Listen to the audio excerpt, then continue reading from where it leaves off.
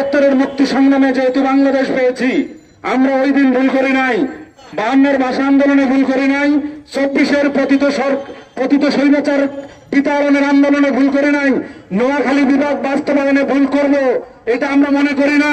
ইনশাআল্লাহ নোয়াখালী বিভাগ আপনাদেরকে সাথে নিয়ে আমরা আদায় করে ছাড়ব।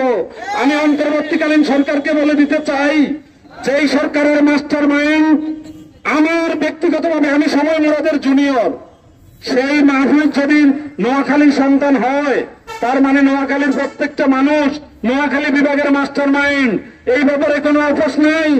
আপনারা দেখেছেন আমাদের পাশে একটি মানববন্ধন হচ্ছে, ওখানে লেখা আছে ভারতের আগ্রাসন থেকে ফেনীকে বাঁচাও।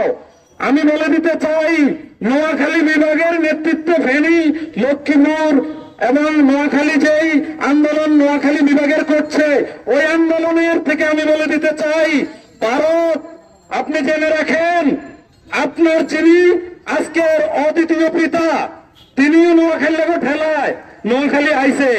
এবার আঙ্গুল ঠেলা সামলাইতে পারবেন কিনা আমি জানি না, তবে অন্তর্বর্তী সরকারের মাধ্যমে বলে দিতে চাই, নোয়াখালী বিভাগ করে দিয়ে শুধু ভারতকে বলে দেন যে কোন বিভাগ দিয়ে লাগবে না, আমার নতুন প্রশাসনিক বিভাগ নোয়াখালীরা শুধু একটু খেলতে চায়, ভারতের সাথে পড়োশী হিসাবে আচরণ করেন, দুশ্মনের আচরণ করবেন।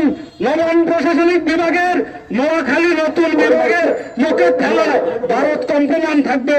আমি বলে দিতে চাই, ইনশাল্লাহ আমরা নোয়াখালী বিভাগ বাস্তবায়ন করে ফিরবো। আর আমনগরে আমি নোয়াখালী দু এক কাম কথা যদি না কই, মনে হয় যে আমার পূর্ণাঙ্গ থাকি। আমি